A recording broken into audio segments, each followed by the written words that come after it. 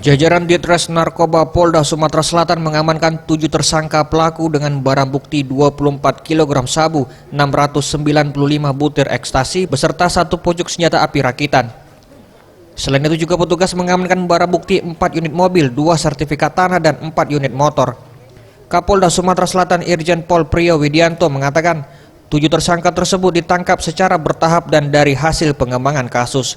Pengungkapan berawal dari hasil penangkapan pengedar 300 butir pil ekstasi pada Februari 2020, kemudian dikembangkan hingga ke wilayah Kertapati, Kalidoni hingga ke Sukarame. Adapun ke-7 tersangka yakni IS, IK, RM, HA, SY, SE, dan YK. Sementara banter utamanya AL berhasil melarikan diri saat digerebek di kediamannya di kawasan Sukarame.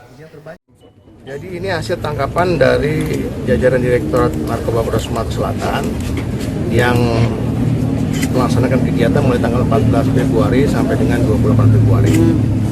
Tadi kita sampaikan 14 Februari kita awal dengan tangkapan 300 butir ekstasi, kemudian dikembangkan sampai dengan ada yang 2 kilo sabu, kemudian terakhir 22 kilo sabu. Ya, ini selama 14 hari atau 2 minggu dengan tersangka sebanyak 7 orang. 1 masih DPO.